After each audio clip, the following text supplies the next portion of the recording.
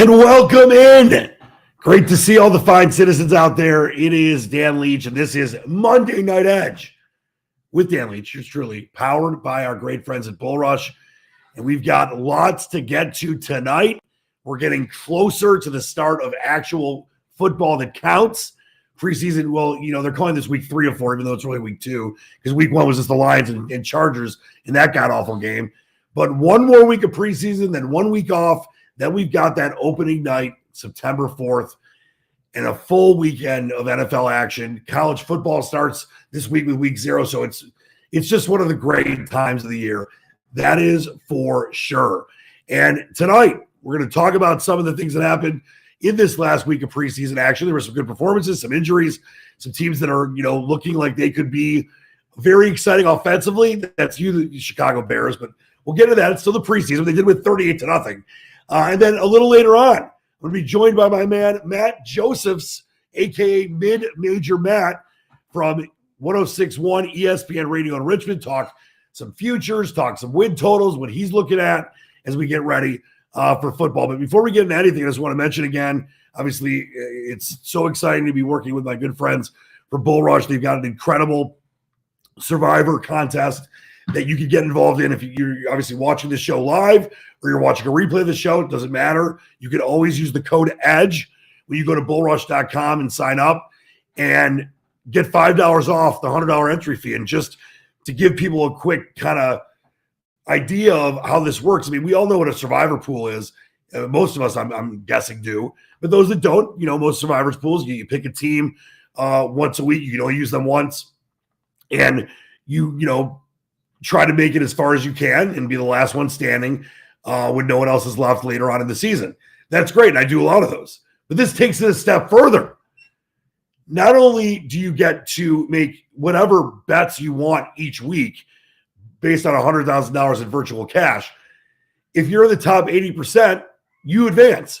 But it's not just picking a team. It's picking point spreads, picking props, doing parlays, whatever you want. You can use all the 100,000. You can use 1,000 of it on a 15-leg parlay if you want. It really is just taking the Survivor, pool, the traditional Survivor pool, turning it on its head and bringing it into, the 23rd century, if you will, when, all the universe was in harmony, Star Trek style. So just to, give you a quick overview, there's 20 rounds, $100,000 in prizes to the winners at round 20. If you win any week, you automatically qualify for week 20, which is where all the big cash comes, and you get $200 no matter what. So you double your entry fee or double it plus $5 if you use the code EDGE to sign up. And then rounds 10 through 19, each have $1,000 each week in prizes. First place is $500, second is $350. This is cash. And third is $150. And like I said, all you have to do, the minimum is 2 bet slips. So let's say you want to take, the Eagles, whoever they're playing, minus 5 points. Or you want to take the total in the Raiders game. That's it. You take those 2 separate bets. If you just want to put all your money on those, sounds great. If you want to make like 55 small bets to try to, do 15, 20 leg parlays, which I think is nuts, you can do whatever you want. You can, use point spreads with same game with props. You can use props by themselves. You can use touchdown parlays. There's no stoppage and no, when it comes to the ability to use whatever you want, there's no lack of ability. You can do whatever you want. So I think that's an incredible idea by our good friends at BullRush. So check that out. You can go to bullrush.com. And if you use the code EDGE, you get $5 off the entry fee. And everyone's going to be really excited to get you in. So check that out. We're getting closer and closer to that. That obviously is going to start week 1 of the regular season. So still plenty of time to get that going. But let's talk about this last week of the preseason. And we talked about this a little bit last week. I'm someone that would rather watch football than pretty much anything. And I still, being the degenerate I am, I still bet a lot on the preseason. I don't bet a lot, but I bet, because I look, it's all about doing research, getting quarterback depth, chart stuff from the coaches, who's going to play, who's not going to play. And these days, it just seems like very few starters are playing at all. We do actually, for the first time since we started the show a few weeks ago, have a game to preview tonight. We have the only preseason Monday Night Football game. So we'll get into the Bengals Commanders in a little bit because there is a play on that game because of what's going on as far as stars are concerned, Joe Burrow, Jamar Chase, and some others. So the bottom line, though, is the preseason is really over the last 3, 4, 5 years, obviously, especially since they went a few years ago to just 3 overall games or 4 if you play in the Hall of Fame game like the Lions and the Chargers this year. It just, you don't really see starters at all. If you do, it's maybe for a series. I mean, remember 5, 10 years ago, that first preseason game, maybe you'd see let's say you're a fan of the Bears. You see Caleb Williams for a series or 2. Then the second game, you might not see him at all. The third game was a so-called dress rehearsal. You might see them for a quarter or a half or maybe even into the third quarter. Then the fourth game was for the third and fourth and fifth stringers, guys trying to make that 54-man roster. Now when you cut out the one preseason game and you have the 3 overall and you have teams like Sean McVay with the Rams and some others that don't play starters at all during the entire preseason, it's to me just become more like scrimmages. Now, I know I here in Detroit, I cover the Lions. Lions had the Dolphins in last week. They had 2 days of joint practices. I'll be out there where the Lions practice in Allen Park this week when they bring in the Texans for a day of joint practices. That's where a lot of these coaches, I know Dan Campbell, the Lions coach, I know John Harbaugh, the Ravens coach, a lot of these coaches have talked about how they use those scrimmages, the joint practices to evaluate more sometimes than putting their starters into preseason games because they don't want to risk injury. It's not worth it in this day and age as NFL. So it's just fascinating to me where we've seen the preseason still mean some things in certain places. Like, for example, Anthony Richardson and Daniel Jones a couple weeks ago, both playing, trying to win that starting quarterback job with Richardson off the injury in Indianapolis. There's certain teams that are always going to use it to evaluate very important positions. And obviously, quarterback is the most important, but they might be evaluating a starting wide receiver or starting defensive end. You might see some of the starters play in other places. The majority, though, this day and age is not happening at all. And I'll tell you, it's frustrating because I love watching football. Like I said, for years growing up, and then when I started, covering the NFL in my career, I would want to watch an NFL preseason game over a lot of things. But now it's like just kind of wacky. And there's not much the games can be really boring. Sometimes they can be exciting, but it's totally different. And I understand coaches protecting their teams. I understand coaches that don't want to risk any injuries, especially with quarterbacks, how important they are, or, even some of the rookies that you want to get them some game speed action, but you don't want to risk them getting hurt in their first, foray into the NFL. So it can be a little annoying and a little boring when you see third, fourth, and fifth stringers out there going 3 and out like 17 times in a row. But then you get the occasional game where it's insane. Like this past weekend, you had the Rams, edge the Chargers by a point in a 23-22 game. You had a great game with the Niners and the Raiders, 22-19. Niners won that game, on the road. You had you have a lot of ties this year, a 17-17 tie with the Jags and the Saints. So you can get some decent games, but then you get the occasional, or maybe more than occasional, you get the ridiculous clunker. And I wanted to start with this because I have a lot of Bears friends. I mean, I'm a Lions guy, and I'm not really concerned that much about the Bears. I like Caleb Williams. I think they're going to be interesting with Ben Johnson, the former Lions offensive coordinator. They beat the Bills, who didn't play anybody starter-wise, 38-0. And that is, by the way, with Mitch Trubisky, who played a lot, going 7 of 13 for 55 yards. I mean, they barely did anything, through the air.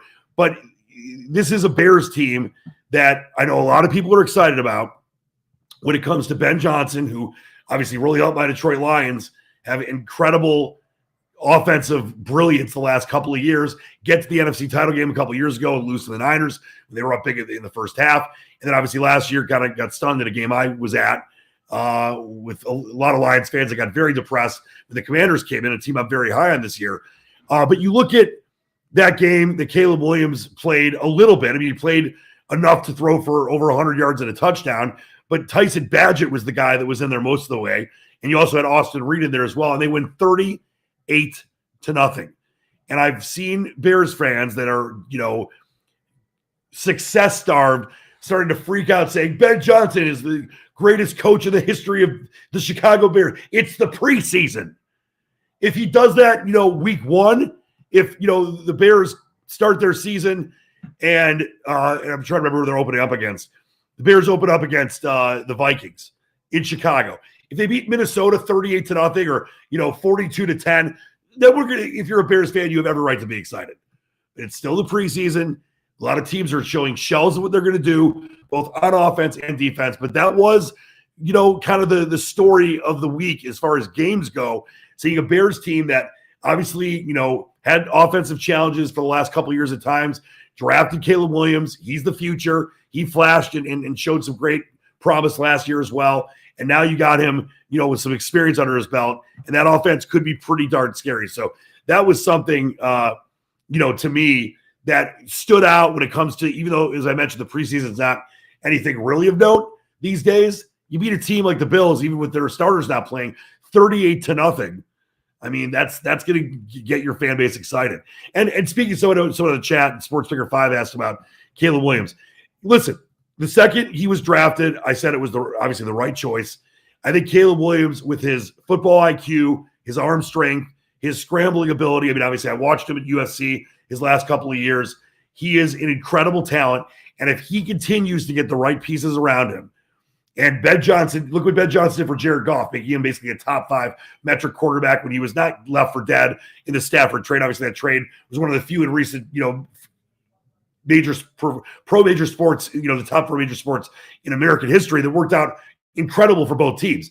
Now, the Rams win the Super Bowl with Stafford. Goff comes to the Lions, a former overall number 1 pick, had been the youngest NFC quarterback to ever start a Super Bowl. He was only 25, and people were like, this guy's career is done. He's come in, and now it's all about Jared Goff chance in Detroit. And the Lions go to the NFC title game a couple years ago and probably should have gone back there at least last year and are one of the top 5 Super Bowl favorites. So, Ben Johnson has done incredible things. And if Caleb Williams could keep progressing and keep moving forward, because obviously the NFL is a lot different than playing at USC, it's going to be really, really fun to be a Bears fan. Because I think Caleb Williams is going to have an incredible career. If he stays healthy, obviously, which is the big bugaboo these days with how hard they hit in the NFL. But to have a guy like Ben Johnson as your coach, and we'll see how it works, because, listen, a lot of times, and we dealt with this here in Detroit Lions coaching history, whether it was a Rod Marinelli or a Morningweg or some others, Jim Schwartz actually went to the playoffs and really helped the Lions improve. But those guys were better as coordinators. Sometimes you are best as a coordinator. And I'm not saying that that's Ben Johnson, but if you're a Bears fan, you got to hope that Ben Johnson isn't in that list of guys that were incredible as coordinators, but couldn't handle it as a head coach. I think these days, Ben Johnson is young. You got, guys all over the league, even going back to when McVay was in his 30s and got hired, that are younger brands of coaches. And even some of them that were coordinators first, you're not seeing the same kind of issues you did with longtime coordinators like a Jim Schwartz or Morningweg or some others, be better as coordinators and not as head coaches. So I think this guy could possibly be the limit for the Bears. We'll see. But I really like Caleb Williams. He's definitely worthy of going overall number 1. It was incredible at USC. And I think he'd be the quarterback the Bears need after, having years and years of just subpar quarterbacking that has cost them the ability to be the kind of team they were, obviously, with Jim McMahon back in the Super Bowl year in '86, and when they were really good, obviously, later on as well with some quarterbacks that were better than they've had in the last 10, 15 years at times. So we'll see what goes on with them. I want to talk about the Dolphins. Speaking of my Lions here, the Dolphins with their 7th-round rookie quarterback, Quinn Ewers from Texas, who I saw up close and personal as Michigan got blasted last year in the Big House by the Texas Longhorns, or now one of the favorite to win the title this year with Arch Manning. He looked great. He threw for 2 touchdowns. Dolphins won 24-17 in a game against the Lions, where the Lions didn't really play any of their starters either. So that was something to watch. I think, Quinn Ewers, you never know what's going to happen with Tua Tagovailoa, and I hope he stays healthy. But it's one of those things where, the Dolphins keep going backwards in a way.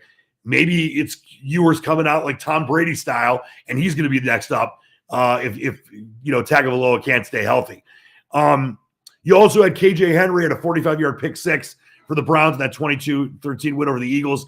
I really think the Browns are going to be a lot better than they were last year, but still not a team that you're going to start to get really excited about when it comes to being ready to win a division or be a Super Bowl contender. But we talked about Sugar Sanders last week and that great start that he had.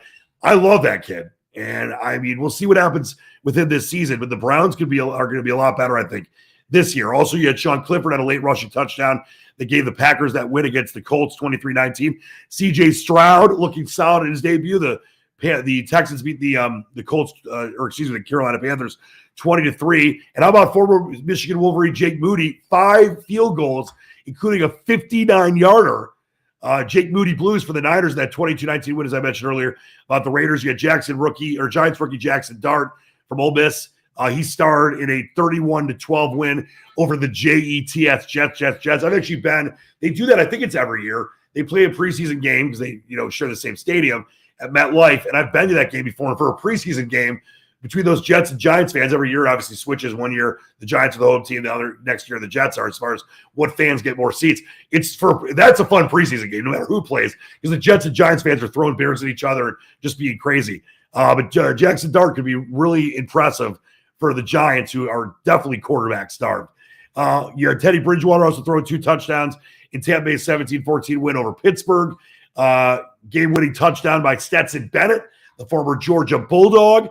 For the Rams, I mentioned that fun game with the Chargers as they win 23-22. And Cooper Rush, he had 198 yards at Baltimore's 31-13 win over Dallas. Jared Stidham also had 2 touchdowns in Denver's 27-7 blasting of the Cardinals. So that's kind of a look back at preseason week 3 of 4. I mentioned we've got a game coming up tonight, our only Monday night football game of the preseason. I remember they used to have a couple of these, but now as they shorten the preseason, we get one, and it's a good one, and we've got starters playing.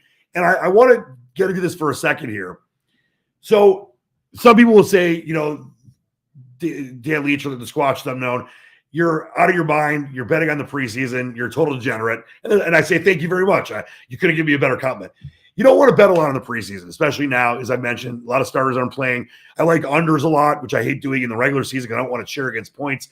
But a lot of these unders have been hitting because teams are not playing their starters and teams are being vanilla on offense, not showing a lot of stuff.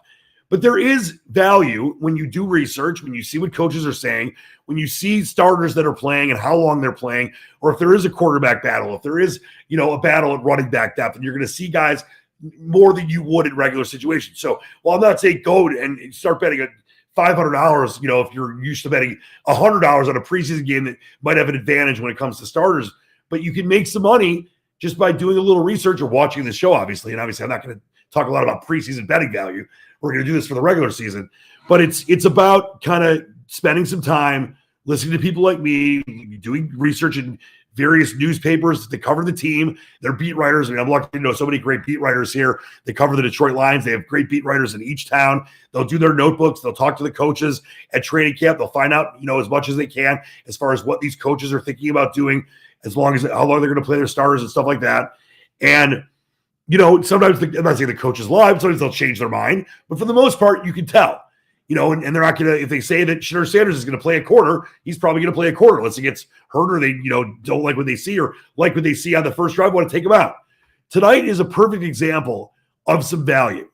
Now, in the preseason, to me, road and home really doesn't matter. Certain, fan bases, I know Jacksonville at some, times in the past their fans have really gotten into any game, whether it was preseason or regular season. I mentioned New York can be kind of crazy with those Jets and Giants fans. But home field advantage doesn't really matter. So tonight, when I look at what's going on with this Bengals and Bengals and Washington preseason game on Monday Night Football, is that you're going to get the Bengals starters playing a quarter. You're going to get most of those offensive starters and defensive starters playing a quarter or more.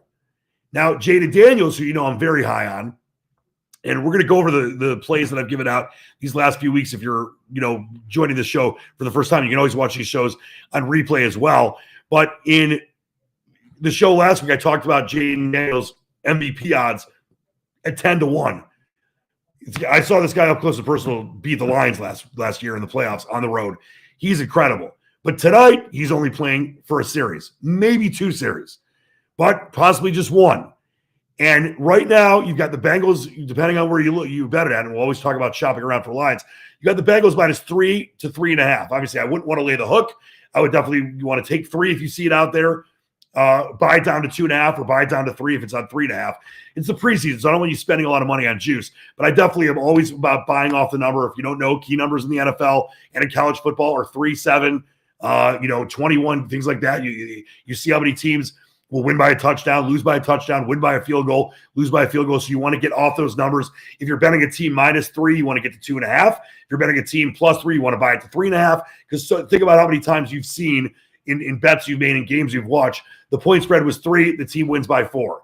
Or the game they win by 3, and you would have won if you would have bought it down to 2.5 or took it up to 3.5. Or how many times does the team win by 7? If you would have laid the 7, bought it down to 6.5 or bought it up to 7.5, you would have won. It really, when you add all these things up, over a long period of time, it can really make a difference. So tonight, I like the Bengals because I think they're going to have those starters in there for at least a quarter. I think they're going to take a lead. You're going to have Jaden Daniels maybe have one series, and from that point on, he's out, and he's such a difference maker for the Commanders. And it's not something that I really love laying these kind of points on the road a lot in what would be a close regular season game. But I think tonight the play is taking those Bengals down to 2.5. The total, I don't like at all. It's 43.5. It's way too high. If both teams kind of score early with the starters in, it could go over the 43.5. But tonight it's just a Bengals play for me because Burrow and those guys are going to be out there the whole first quarter. So give me Cincy minus the 3. Buy it down. I don't mind if you take it at 3 if you don't want to pay the juice. But don't take it at 3.5. Buy it down to 3, take it at 3, or buy it down to 2.5. There is your Monday night pick for the night. Let me see. We got some peeps on the chat. I know we had one question. Sonny's View. Yeah, Sonny, sign up. I love Sonny's View. Asking, will Shedeur get he said rookie MVP? Just so you know, there's offensive rookie MVP, or offensive rookie of the year, excuse me, and defensive rookie of the year. Right now, well, let me just double check. I wanted to see. Right now, when you look at Shedeur, who obviously isn't even the starter, the favorite for offensive rookie of the year is Genty. I love him, but if you watched this show last week, you know I am super big on Omarion Hampton, who I think is going to be absolutely ridiculous for the Chargers this year. If you're a fantasy player, take him in your drafts. I love Omarion Hampton. He is 9-1. Cam Ward, obviously quarterbacks win that offensive rookie year award a lot. He's 3-1. He's a second favorite. Travis Hunter's also 9-1. Travion Henderson, former Buckeye, is 12-1. But when you look at Shedeur Sanders, he's 60-1. So there's a reason, obviously, because he'd have to be named the starter. He's not right now. When you look at the value there, that could this guy end up fighting his way to be the Browns starter and then obviously play good enough, there's too many questions to me. Because obviously, you look at Flacco's the veteran leader in there as the starter. You've got Dylan Gabriel, of course, who's from Oregon and played incredible during college. He's got an advantage right now, and he actually played over the weekend in that Browns preseason win. It's one of those things where I just don't love taking a shot on a guy that doesn't necessarily even have a chance at the job right now. But could he be the guy if Flacco gets hurt, doesn't do well, Gabriel, gets stunned, 60-1? I mean, it's pretty solid value, but there's a reason he's 60-1.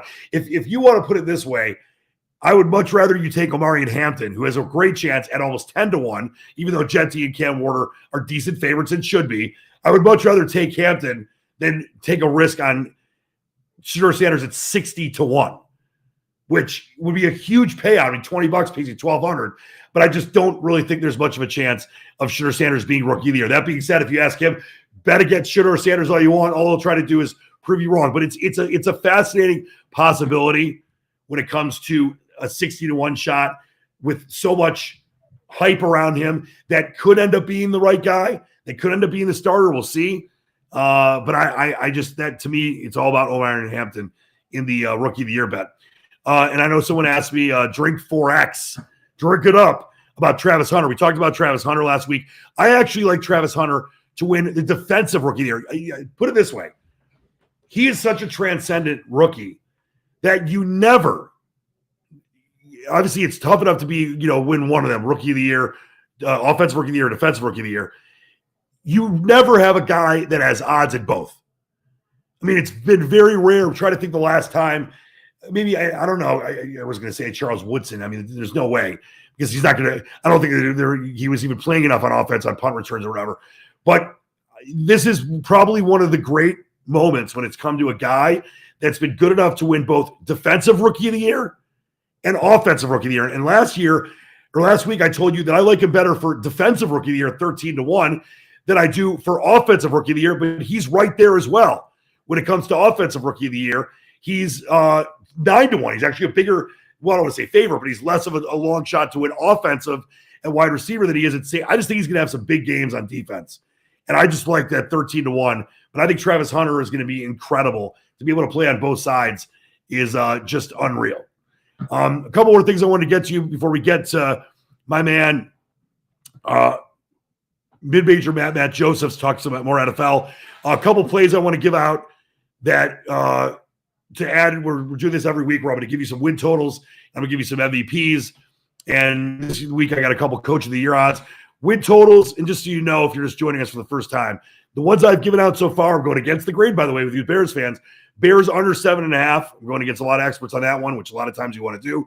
Also, Denver, the Broncos. I'm going against a lot of people that feel strong about Denver. Their win total under 9.5. So those are two that I've given out in previous shows. This week, I'm all about the Patriots, who could end up, I don't think they're going to be the worst team of the league. I think the Saints easily will be, but the Patriots are going to struggle. And their win total right now is at 7.5. The under is a little juiced, but I'm definitely going under with New England. And it pains me to do this, but just because I'm a Lions fan doesn't mean I got to be fair with the other teams. I love the Packers over. Packers win total is at 8.5. Small juice on the over. I know Jordan Love's a little banged up right now, but he's going to be fine for week one. That's also, by the way, something that came out of this, last preseason where, Jordan Love had thumb surgery on his non-throwing hand. He's expected to be back by week one. No really impact there. But I think that the Packers in that NFC North with an improved Minnesota, improved Bears team, obviously the Lions have been the kings of the North the last couple of years. I think the Packers are going to be very, very tough. The only reason that it's not a super slam dunk right now, like in my feeling, is because they got to play the Bears, the Lions, and the Vikings 2 times each, and that could really kind of level the playing field. But to get to 9 or 10 wins should not be a problem as long as Jordan Love stays healthy. So I'm all about the Green Bay Packers over 8.5 wins and the Pats under 7.5 wins. And for MVP, speaking, staying with the Packers theme, looking at Jordan Love, 20-1. I think if they go off and win the NFC North or, have an incredible year, or maybe they're the 1 or 2 seed of the NFC, I think Jordan Love will be right there as odds, as I've talked about on previous shows. You want to take some of these futures bets now because the odds are going to go way. Let's say, I gave out in week one or a couple weeks ago on this show, I gave Jaden Daniels 10-1 to win the MVP. He comes out, throws 5-6 touchdowns in his first 2 games. His odds are going to go way down. Certain guys you can wait on, and we'll talk about that as this show goes throughout the season as well. But Jordan Love, if they start off well, including winning that game in week one, I can tell you right now, his odds are not going to be 20-1. So he's a guy that I would definitely bet right now. And I also look, you look at Jamar Chase. Winning as a receiver is not easy. It's normally a quarterback award, sometimes a running back award when it comes to offensive rookie of the year. But Jamar Chase, who probably should go first in your draft, at least first, second, or third when it comes to playing fantasy football, Jamar Chase is 120-1 to win MVP. These are MVP bets, not offensive player of the year. These are MVP bets. So 120-1 is ridiculous value. Does he have a great chance of doing it with all those other players, quarterbacks, etc.? No. But 121 is amazing, so I would jump on that immediately because even if he has a good game tonight, those odds could go down. And I got 2 Coach of the Year bets for you. Kyle Shanahan with the Niners. Just when you look at the favorites to win Coach of the Year, they also have a bet. You bet on the Assistant Coach of the Year. Who's the favorite right now? It's Vance Joseph, former Broncos coach, and Brian Flores, the former Dolphins coach. But right now, the favorite's Ben Johnson. I mean, it makes sense. Bears could be one of those breakout sexy teams like the Lions were a couple years ago. When Dan Campbell should have won Coach of the Year, had him at 100-1, and Stefanski wins with those stupid Browns. Vrabel with the Patriots, I'm not buying this because I think they're going to be under their win total, but they can't be worse than last year. He's 7.5-1. Liam Cohen, the youngster, the new Jags coach, is 10-1. Those are the top, and then Eric Glenn, the former Lions defense coordinator, is 11-1. But I look at Shanahan with the Niners team that is going to be a lot healthier, that could be right back, in the mix to be in the Super Bowl. He's 20-1. I love him. And I've talked about the Chargers. We talked about them with their Super Bowl odds, one of the futures that I like when it comes to the Chargers this year. Jim Harbaugh, 20-1. Those odds are not going to be at 20-1 if the Chargers start 2-1, 3-1, 4-2, and have the lead in their division and look good with Philip, with Justin Herbert, and I mentioned Amari Hampton and some others. So I like those two as well. So just to recap for you, Pats win total under 7.5, Green Bay over 8.5 with their win total. MVP, this is AP NFL MVP. Make sure there's different awards, so you want to make sure you're betting the right one, but you'll see the odds are what they are when I tell you they are. Jordan Love, 20-1, Jamar Chase, 120-1. Coach of the Year, Kyle Shanahan, 20-1, and Jim Harbaugh, 20-1 as well. I did give out last week 2 exact Super Bowl matchups if you weren't able to watch. The Bills versus Washington is 41-1. That's picking the exact Super Bowl matchup. And Baltimore versus Detroit is 28-1. And I also gave out, as I mentioned, Jaden Daniels MVP. Saquon Barkley 60-1 for offensive for MVP as well. And then I talked about Amari Hampton for offensive rookie of the year. Perfect situation with the Chargers. And then I gave out defensive rookie of the year, as you talked about Travis Hunter. I was Drake 4X asked about him. I gave him out as well at 10-1, but you're seeing that move up a little bit. Always shop around when it comes to lines, because you might find one sportsbook that has a 20-1, another one that has a 30-1. I do that with golf odds all the time, so please check that out. All right, coming up next, our first ever guest. Very excited. He's breaking the ice. The cavalcade of whimsy, the troubadours will be playing as we bring on Matt, my man Matt Josephs, Mid-Major Matt from ESPN Radio in Richmond. But before that, check this out as we get closer and closer to the NFL regular season. This isn't fantasy football, it's real competition. Welcome to the NFL Survivor Tournament. You versus the field. $100 to enter, $100,000 in total prizes, $50K to the winner. Start each week with a $100K bankroll. Pick games, win returns. Top 80% survive. Bottom 20%, you're out. Bankroll resets weekly, no carryover. 20 weeks, $100K. Will you take home the cash? Sign up, lock in, and let's see if you've got the guts to survive. And welcome back in. It is Monday Night Edge with Dan Leach, but now it's about to be the Monday Night Edge with Dan Leach and Matt Josephs, a.k.a. Mid-Major Matt. Matt, thanks so much for joining us. No problem. Thank you for having me. All right, I think I see an Eagles Super Bowl pennant behind you. Is this Eagles Central? Yeah, proud of my Eagles, born and raised outside of Philadelphia. So, yeah, go Birds. Fly, Eagles, fly. By the way, you can follow Matt on social media at Mid-Major Matt. As I mentioned, a host on ESPN Radio Richmond, 106.1. I got some friends that live down there in Richmond that are big fans here, Matt. So keep up the great work. Speaking of the Eagles, let's talk about them for a minute. I know that it's the preseason, Matt. We talked about how the preseason is, it's not that the preseason was like this great bastion of football in the past, but now it's just getting more and more vanilla. But you did have an Eagles rookie in Mukaba make a statement with a 75-yard pick six. How are you feeling about the Eagles? How are you feeling about Mukaba? Yeah, I think Andrew Mikuba has a chance to certainly become a starter at safety. They need somebody potentially opposite of Reed Blankenship. And, it's interesting to see what they're going to decide, because at times they had used Cooper DeJean at safety throughout the preseason. And he's a guy who I would like to keep in the slot. They've actually started, I think even today, they used him on the outside. So he's kind of this Swiss Army knife type that they can use in a bunch of different places. But Mikuba was a guy who at Clemson and Texas, he made turnovers. He made plays for those places, and they were winning programs. And so, look, you don't necessarily want to rely too much on rookies, but I think he could certainly start and make an impact for the Eagles on the back end of their defense. Yeah, this is an Eagles team, Matt, as you well know, that they're so well coached. They got stars everywhere. And I still couldn't believe, I gave this out as I don't know if you were able to hear when you were waiting to come on, that Barkley is 60-1 to win the MVP, not the offensive player of the year, the MVP. And obviously, it's a lot tougher because you got everyone in the mix there. But when you've got Saquon Barkley and he's healthy, I think that the Eagles are a team that every year can win a Super Bowl with that kind of, 1-2 punch, with having the offense they have out there, having Jalen Hurts. I think Saquon Barkley's odds are way too long at 60-1.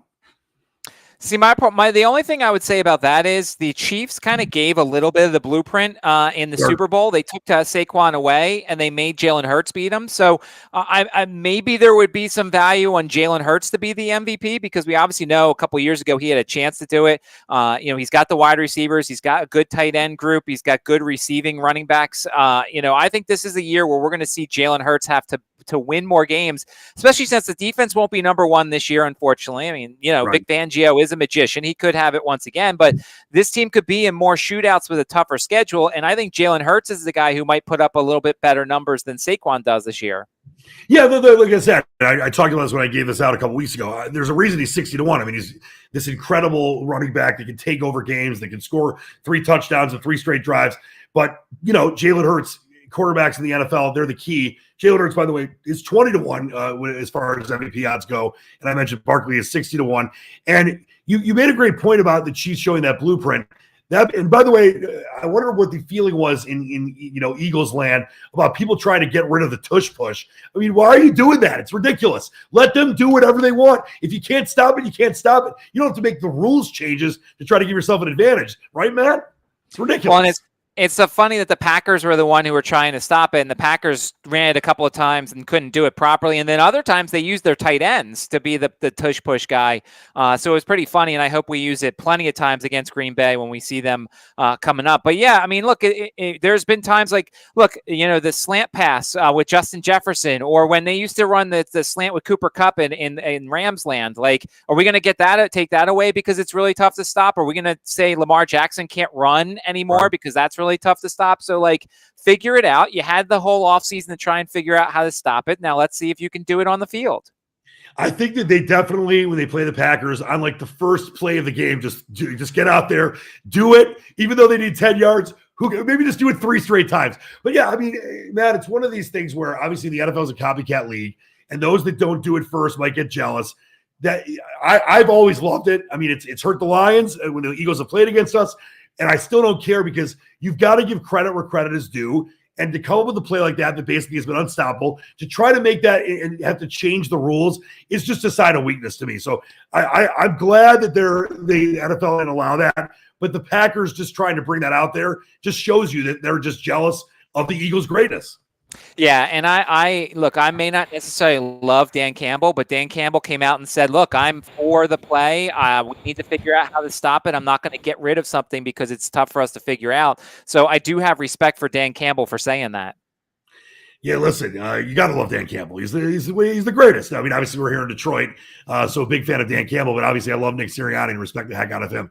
We are joined by my man, Matt Josephs, a.k.a. Mid Manager Matt. Follow him on Twitter at Mid Major Matt as well. Matt, let's talk about some of your thoughts when it comes to what you're liking future bets-wise for this upcoming season. Are there any plays you like for MVP or Rookie of the Year, Super Bowl winner, et cetera? Because obviously the Eagles, one of those teams that can get it done. Yeah, it's funny because here in the state of Virginia, unfortunately, we cannot bet on the awards for some reason. Part of the legislation, we can't bet on it. But it's a travesty. It's a travesty. It really is. We're not allowed to also bet on our state schools in college athletics, so that's ridiculous as well. I knew about that. So some of the things I was kind of interested in looking at for the people who can, you talk about offensive rookie of the year. What about a guy like Tyler Warren, who's around 40-1, 50-1? I just read today that the Colts are saying he might get Brock Bowers level work. And we saw what Brock Bowers did last year. Now, granted, it didn't lead to him getting, the Rookie of the Year, but Tyler Warren in that offense with those bad quarterbacks, they're going to rely a lot on the tight end. I think Tyler Warren's going to be a guy that you're going to want to hit his receptions over, his receiving yards over in games, maybe look at touchdowns depending upon the team they're playing. But I think Tyler Warren could have a really good year, and you're going to get a pretty nice price on him when it comes to Offensive Rookie of the Year, because tight ends are usually not going to win the award, but he's going to put up some tremendous stats this year for Indy. What do you think about that? No, listen, I saw that guy being a Michigan Wolverine fan. I mean, he is an incredible tight end, and you mentioned 22-1. I'm looking at it right now on FanDuel, and I've seen it as high as 25-1.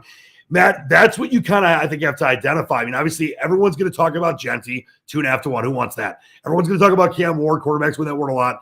3-1. Who wants that? I obviously mentioned Omari Hampton, who I love. He's my big play at 9-1. But a guy like Tyler Warren, who, as you mentioned, tight ends aren't necessarily always in the mix for a Rookie of the Year or an MVP type award, but they could take over. And if Warren's got a bunch of touchdowns and it's helping them win games, like you had mentioned with the battle he's got there, I think it's a tremendous value bet on someone like that to get it at 22-1.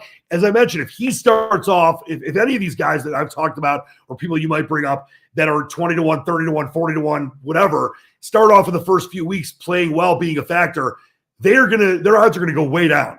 So Warren is a guy, Matt, that I would definitely take right now, because there's a chance that people are kind of sleeping on him, like you mentioned, that he's not being talked about enough.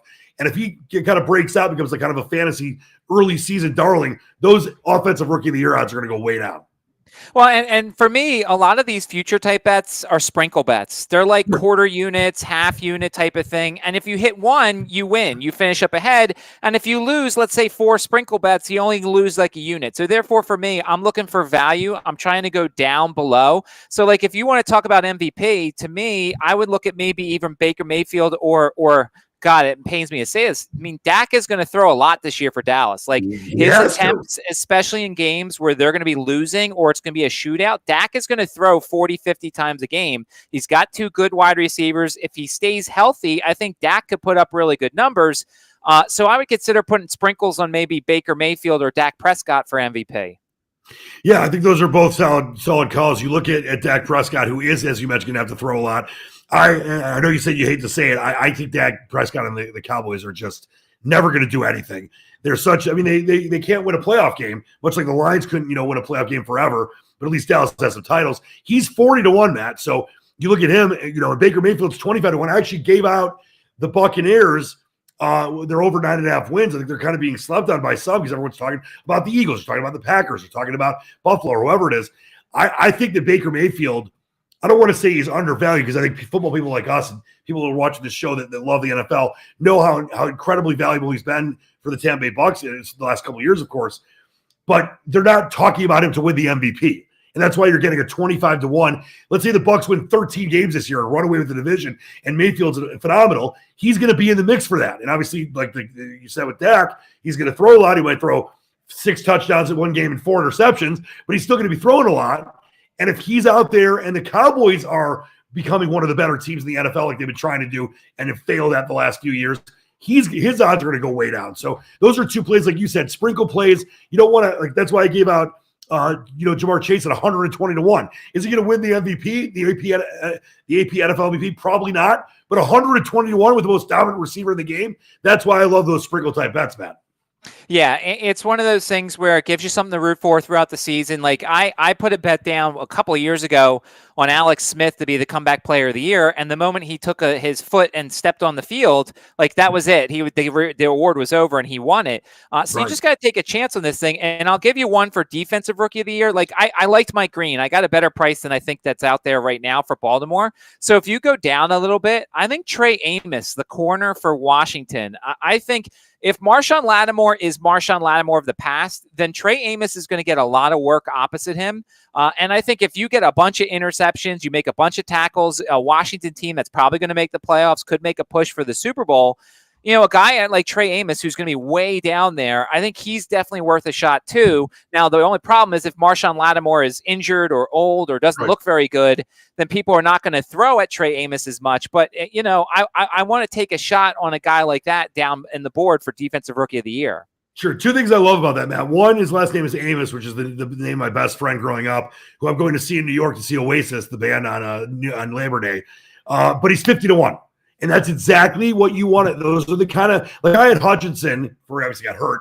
I was able to get Hutchinson for Defensive Rookie of the Year a couple years ago, like 50-1. Like you don't want to take guys that are 5-1, 6-1, unless you're, it's crazy. You want to bet $5,000 on that. There's no value. You want to look for those guys 30-1, 40-1, 50-1. And you have great reasoning with what could happen with Lattimore. But you look at a guy like Amos, who a lot of people are very high on. 50-1 is great. You bet, $20 on that. That's $1,000. And like you said, these are sprinkle bets. They're fun, keep you interested. The one I gave out last week was Travis Hunter. The fact that he's alive for defensive and offensive rookie of the year, he's the top 3 or 4 odds of both, is incredible. But I like Travis Hunter defensive rookie of the year, but at least he's 13-1. I'm not taking Abdul Carter, who's basically almost even money, or Jalen Walker is 10-1, not bad. But looking down the trough at a guy like Amos, I was looking at another guy like Derek Harmon at 40-1. That it's all about finding value, man, and that's how you cash some of these fun kind of sprinkle tickets that you take early in the year and you get to be excited about them late in the year. Yeah, and I think it's all based off of how you think the NFL season is going to go. So, like, when you look at, like, the coach of the year betting, if you like a team who's going to do better than maybe something else, like, I think Carolina could have a pretty good year this year. And if that's the case, then their head coach could certainly be in the mix for coach of the year. Whereas somebody else could say, well, I like this team, and I think they're going to be a little bit better. Maybe you like that, Mike McDonald in Seattle. Maybe you think Sam Darnold's going to have a great year, and Seattle's going to be that team. Then you kind of look at him, and if for some reason you think Dallas is somehow going to win win this division, then you're probably looking at Brian Schottenheimer with a public team like Dallas. So I think coach of the year is very subjective based off of who you think is going to do well and will surpass their win total based off of your own numbers.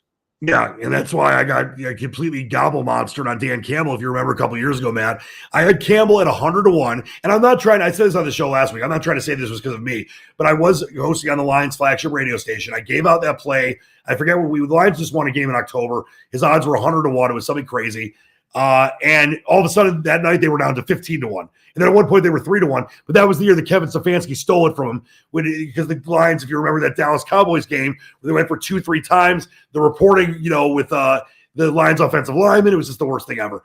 But you want to look at a team that I'm not going to take, the favorite to win NFL rookie or coach of the year like Ben Johnson. He has a good chance. It's fine. 7-1. I'm looking at a guy down there like Kellen Moore. The Saints are going to be the worst team in the league. He's 30-1. Like obviously you mentioned when you look at some of these guys that are, decent odds that aren't, teams that could be a lot better than people thought they were going to be. That's who you want with coach of the year. But I'll never forget that, man. It's still, I bet $50 to win $5,000 and they did offer me a cash out or I would have taken it in week 15. But if they win that Cowboys game, that they got screwed on the offensive lineman checking in, he would have been coach of the year. Instead, Stefanski, they won that week. The Lions lost. They weren't the 1 seed, and that was it. Heartbreak, man. Heartbreak. Go ahead. Yeah, we all have those. I remember in the NBA, I had Andre Iguodala to win the slam dunk contest at a decent price, and that was the year Nate Robinson won, even though he missed like 57 dunks, and I was very disappointed by that. So, yeah, I think we all, to some extent, have those disappointing prop futures losses that happen. But, yeah, if you take a shot, and, yeah, as we'd like to say, if you miss all 4 of your shots and you lose 1 unit, you can make it up with in-game and betting and stuff like that, in-season betting. So that's kind of why we take a shot here on some sprinkles to try and just hit one and maybe get lucky. And Matt, you well know if you don't take any shots, you can't make any shots. So you got to at least take the shots. We got a question for you from I think it was Sunnyside Eggs. He wanted to know what your thoughts are on the Mechie trade. Oh yeah, Sonny's view. He's a Sonny kind of guy.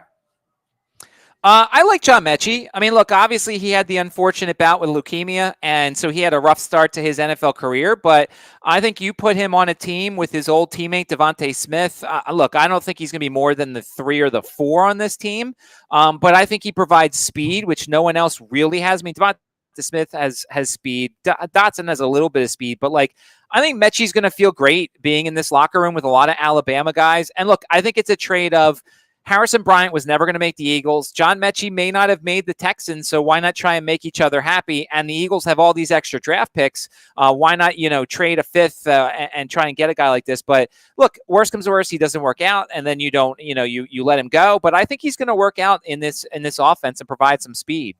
Yep, no, I think you made a great point there. He's down. Listen, is a guy that is a speed demon, and the Eagles love that being guys as fast as they possibly can be. Matt, I can't thank you enough for joining me, Matt Josephs, aka Mid-Major Matt. Before I let you go, though, I wanted to see if you had a lockdown, drag-out Super Bowl pick aside from the Eagles. You're not allowed to pick the Eagles. I'm kidding. You pick the Eagles if you want. But who is your Super Bowl pick? And was there any other futures or awards odds that you liked? So I'm not a homer. I always put a sprinkle on the Eagles just because that's what you're supposed to do. Like you put your favorite team down and stuff like that. But, it's interesting. The Rams are really going to be fascinating because the Rams with Matt Stafford are Super Bowl caliber. The Rams with Jimmy G are playoff caliber. They'll make the playoffs. I don't think he's good enough to win a championship. So I kind of liked before the season, I liked Rams-Ravens as my Super Bowl. But right now, I'm kind of worried about Matt Stafford. So I almost want to wait and see if we get more negative headlines about Stafford to then pounce on the Rams potentially, because I think Stafford will play this season. But, you almost want him to not play as much in the preseason so the odds go down a little bit. People forget about him. But look, that defensive line was really good. Maybe if it's not in the snow, maybe the Eagles lose to the Rams at home. They've got good wide receivers. They've got a good run game. They've got a good coach. So to me, I think the Rams are that sleeper in the NFC. And look, the Ravens at some point have to actually make the Super Bowl with the best roster. Like they have the best roster in the AFC. Their defense is deep. Their defense has a lot of young players. And look, if Mark Andrews doesn't drop the ball in the playoffs last year, who knows what the Ravens do? Maybe it's Ravens-Eagles last year. So I feel like I'm just continuing to throw money at a bad product, but I like the Ravens once again. I think Lamar Jackson at some point has to realize his talent, realize his potential, and I think that team has to get there. So Rams-Ravens is my kind of Super Bowl prediction here for the coming season. I love it. And by the way, I've given out some exact Super Bowl matchups as far as futures bets go. Rams-Ravens is 35-1, Matt. I mean, that's pretty solid value. And listen, I know you don't have to ask me about Matt Stafford. I covered him for years here in Detroit. Obviously, you want him to be healthy. That chronic back issue, could require surgery, could be a problem. But if Stafford is healthy and the way that McVay coaches that team, I think that's a great pick. Kind of, I don't want to say they're totally off the radar, but it's not, the Niners, it's not the Lions, not one of the top 3 or 4 teams in the NFC, as far as the NFC goes. But you look at what the Ravens are going to be able to do, and you're right, they have to get there at some point. I mean, they keep losing. The Chiefs obviously are incredible. I get all that, but the Ravens with Lamar Jackson and that incredible defense at times, I could see that totally happening. At 35-1 is pretty solid value on a Rams-Ravens matchup. Obviously, got to watch to see what happens with Stafford. If he's healthy, though, Matt, I love that play at 35-1. Yeah, that's the key. I need Stafford to be healthy. They're just not going to be good enough with Jimmy G. I know that Sean McVay would be able to put together an offense that makes Jimmy G work, but I just, in the NFC, when you've got the Eagles, you've got the Lions, you've got the Commanders, you've got the Packers, you've got some of the other teams that are there, you have to have the better quarterback in the matchup, or at least a quarterback comparable, and with Matt Stafford, they do. With Jimmy G, they do not. I love it. By the way, now I know you're known as mid-major Matt, but also Group of 5 Matt. I want to know which one is more, which one means more to you, because they're both great. I mean, if I'm referring to you as mid-major Matt and not Group of 5 Matt, am I hurting myself here? No, I mean, I'm a college football guy. I love college football, but I also love mid-major college basketball. So it depends on the season. If it's college football, I'm Group of 5 Matt. If it's, basketball season, I'm mid-major Matt. But I love the little guys because they don't get talked about enough. And there's often value in betting in those games, whether it's Conference USA basketball or football and stuff like that, because people don't pay as much attention to those conferences. So that's where the angles that I find when it comes to college athletics. You could be more right. And for a long time, I was the Detroit Titan, obviously the Horizon League's play-by-play voice. So I'm all about you with the mid-major value in college hoops and Group of 5 value in college football. What I do know is you're great at all of this. And I can't thank you enough for joining us here today. Look forward to having you on throughout the season. I'll even give you a fly, Eagles fly. You just have to root for my Lions when the Eagles are not playing them. By the way, I thought for sure it was going to be Eagles-Lions at Ford Field, our first NFC title game that we ever would have hosted. It did happen. So I guess, I was all about the Eagles then, man. I'll root them in as long as they're not playing the Lions. But I can't thank you enough for joining me tonight. Look forward to talking to you throughout the season. Sounds good. Thanks for having me. There he is. That's my guy, Matt Josephs, mid-major Matt, Group of 5 Matt, King Matt. Follow him on social media at mid-major Matt out of ESPN Radio 106.1 in Richmond. Big thanks to my man, Matt Joseph. All right. Before we get out of here, I just want to once again let everyone know that we're getting closer and closer to the season. And I want people to understand how cool this BullRush $100,000 prize pool survivor contest is. You can use the code EDGE when you sign up at bullrush.com. You get $5 off. And I know that for a limited time, you can also use cashback to get $50 cash back when signing up for the Survivor Tournament. So check out both those links. Cashback for the $50 back, very limited time, and then use the code EDGE for $5 off your entry fee. And for those that are just joining us, Survivor pools are great. Pick one team. You can only pick them again. You can't pick them again throughout the rest of the year. I do a lot of those. They're awesome. This is way, way, way further. A step towards the 23rd century. So I mentioned Utopia with the Star Trek people. You get $100,000 in virtual cash each week. You could bet on, we put that money on whatever you want. Point spreads, totals, props, parlays, 30-leg parlays, whatever you want it to be. And each week, if you are in the top 80%, you advance. You get to week 11 through 19. There's $1,000 in prizes each week for first, second, and third, $500 for first, $350 for second, $150 for third. And anybody that wins a week gets automatic entry into week 20 where the big prizes are on target. And you get $200 regardless. So you're getting your money back plus double and have a great chance to win big money. It's first place for, the week 20 it was 50 grand. Sorry, my thing just completely died. Just want to make sure we have the right totals here. But yeah, you get that week 20 is just unreal if you can make it there with that guaranteed prize pool.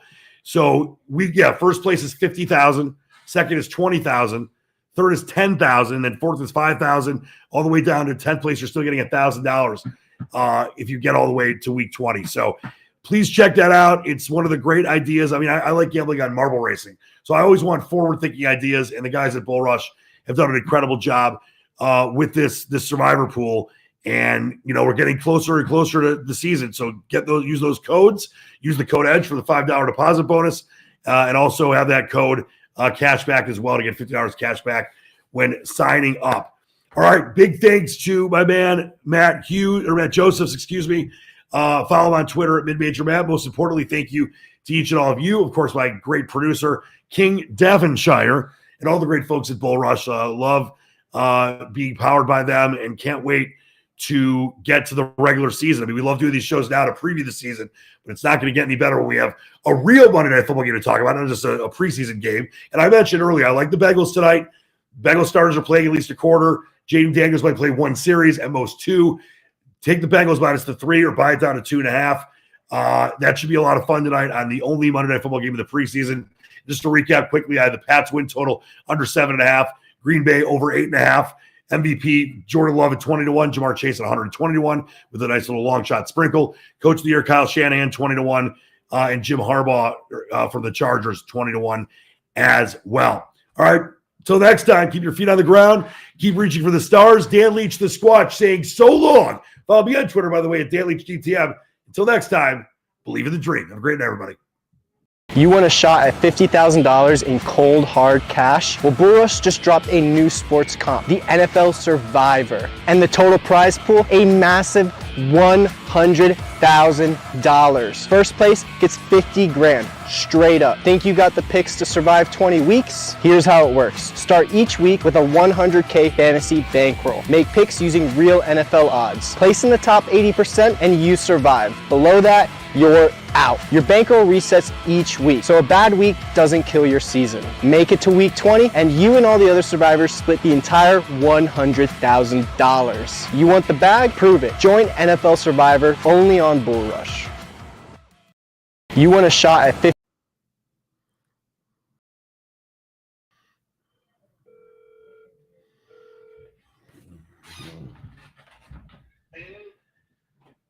Hey.